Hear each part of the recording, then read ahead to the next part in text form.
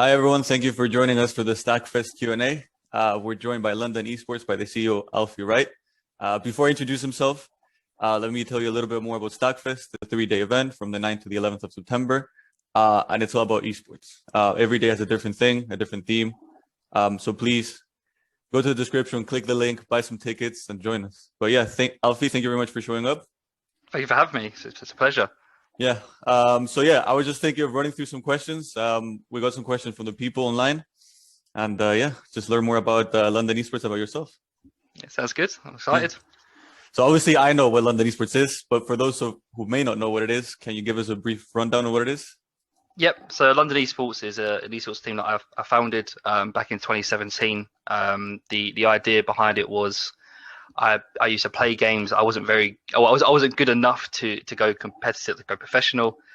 So I instead decided to make a team and have people play for me to get that competitive itch, still. It then kind of escalated very quickly to being more of a kind of fun side project that I was just doing to try and scale it to a fully fledged business and an esports organization.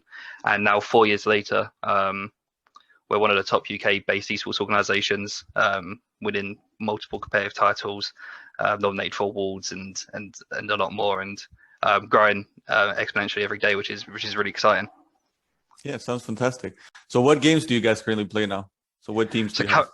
Yeah, so currently right now we're based in League of Legends. So we have a League of Legends team and an academy team that compete in both the UKLC and UKL, which are two UK regional leagues. UKLC being the top regional league and the UKL being the subdivision. For us, it's quite important to have this academy system in place to make sure that we're kind of growing that next generation of talent. And we've been really excited about how our academy teams played this season and where we think they can go in their future. Mm-hmm. So obviously the most important question is what's your favorite champion then? My favorite, I play a little bit. I'm still learning, to be fair. I didn't it's a bit of blasphemy, but I grew up actually playing Dota. Wow, okay. So I've had to make the switch over to League. So I'm still learning, but I'm a big Ezreal fan. I'm a bot player. So he's nice and easy. You just have to sit there, you throw your Qs out, and you have to get jumped on. So probably Ezreal is my favorite right now. He's a good champion, yeah.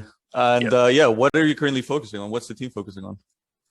So our current focus right now, we're currently on season. So for the main team, for the UKLC team, the eyes to get promotion.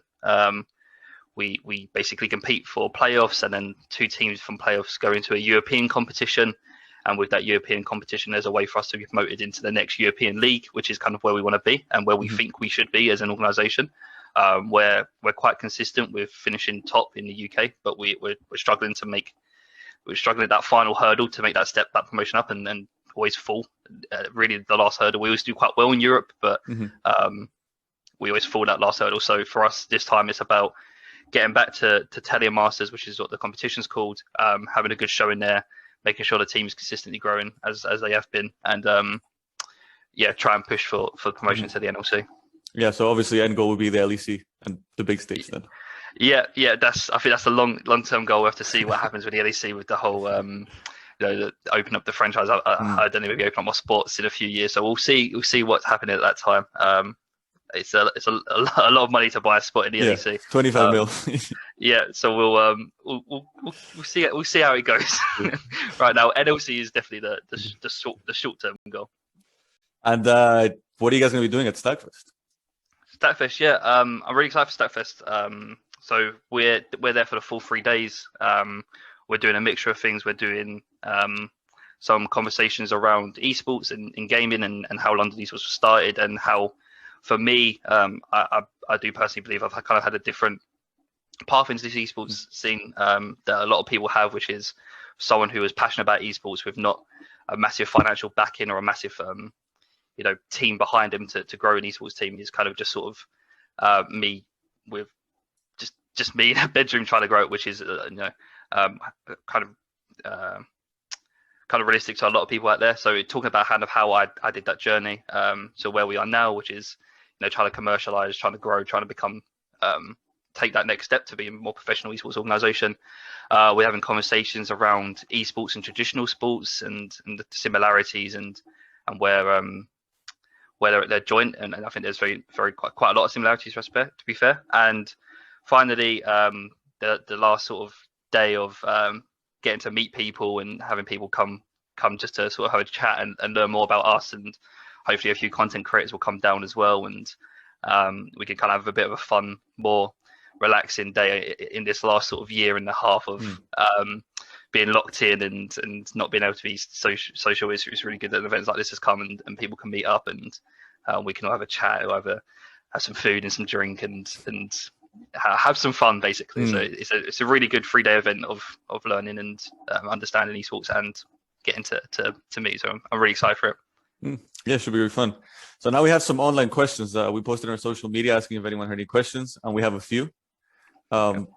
So Kaylee on Instagram asked, who is your inspiration in the esports world? My inspiration in the esports world, when I started this, there was I didn't really have, I guess, an inspiration to start with. There was no really one person who I only really understood about it because of the fact I played games, and I didn't understand this world of what esports was really, and that's where the thing. But growing down and sort of learning that there's the obvious ones like the Carlos's from G2. I think is really good from a CEO's perspective. The way he interacts with people, the way he does things, I really appreciate that. Alex, who I work with, who's a marketing guy, he's a bigger inspiration to me. He helps me a lot. He's helped me learn a lot. He's a really experienced guy, and I don't think the growth we've done over the last year would be possible without him, and the growth that I've done personally as well. So I'd say those two are probably my biggest inspirations right now. Cool. So Ellen on Instagram asked favorite video game character and why. Favorite video game character?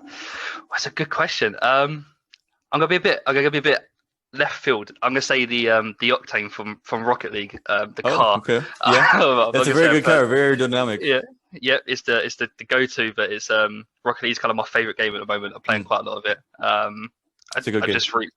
just reached what rank did I just reach? I think I'm Grand Champ 2 now, so I'm a little bit decent at the game. I've played about 1,000 games with the Octane.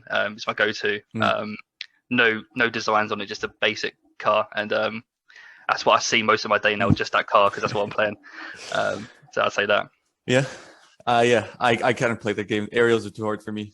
Using the boost, I give up. Yeah, just drive on the floor. That's what I do. Just get my teammates to do it for me. Exactly. Cool. And then London Esports ask, what's the best thing about working at London Esports? The best thing, it's fair. It sounds a bit stupid, but I really do like working with the people we work with at London. Like I said, for me, having started this sort of just on my own in the bedroom kind of thing, seeing it scale to where it is now, and having people who do certain things and be able to talk to them, it's really rewarding for me to be able to have a team that's like-minded and focused on growing London. So be able to chat to people and be able to see the content we produce, and seeing people want to be involved with London and the community online who interact with us and enjoy our stuff and actually come back to see our stuff more is really kind of rewarding. That's my favorite thing, is kind of seeing the people and the faces behind what makes London, because what we are is a community-based esports organization. Cool. Metal Code on Twitter asks, if you could give one piece of advice to yourself when starting out, what would it be? One piece of advice probably would be, it's a marathon, not a sprint. I think is probably the best bit of advice. I think when we made the early decision, when I made the early decision to go from sort of managing one team to becoming a whole esports organization and kind of do multiple things, I think we kind of got tunnel visioned on what we have to do is be really successful. And if we're really successful as like competitively, it would mean we're going to go make loads of money through partners and sponsors and such. So we spent a lot of money on making our teams the best we can, and not as much on the marketing side, on the brand side. So what we really had was a poor brand, poor marketing with a really good team. And it was still really hard for us to sell to partners basically commercially, which basically meant that we were realistically kind of losing money for no reason, where that could have been better spent. I think now we're a lot better with stuff like that. We understand what we're doing a lot more. And for me, it was a learning curve of understanding what does well in esports, and it's not just about, although winning is important, it's not just about winning. And that's kind of, like I said, it's not just if anyone's starting an esports organization, listen, it's not just about can you get first place first. You got to think about the other identities that are strong. It's kind of what I would told myself earlier. No, that's very good advice. I have to agree with it. And now the most important question is coming from Joshua on Twitter, and it is, why are you still hard stuck in League of Legends? I am. Saying that, I'm not doing too bad. Like I said, I just hit level 30, so I can only just started playing ranked. So I've only played a little bit of ranked, but I would stay away from it. I play it on my own as well, which is probably riskier. Yeah, it is. Josh saying that, I've only just started playing. He's been playing it for the last 6 years. I'm very close to his rank, so when I overtake him, it's gonna be very embarrassing for him when I overtake him, even though I've only played it for a few months. So I'm only a couple ranks off him. So I'm now. Yes. I read that comment. So I'm now very I'm focused now on. I'm going to play loads of League Legends to get higher than him, and I'm going to tweet him saying. Absolutely. That, yeah. You need to tag us when you do. Yeah, 100%. I'll do it. Okay, give me a month and I'll get it. And the last question is, where can people find London Esports? London Esports, yeah, we're pretty much everywhere. You can follow us on Twitter, LinkedIn, Facebook. We have a TikTok. We produce really good content, short form pieces of content. YouTube, we post some really good YouTube videos. Everything's sort of LDN_esports or London Esports, Instagram, everywhere. If you go to our website, www.ldn.gg, you can see all the links there as well. So there's plenty of places to find us and follow us and kind of see what we're doing. Cool. Well, thank you for your time, and we'll see you soon at Starfest. See you soon.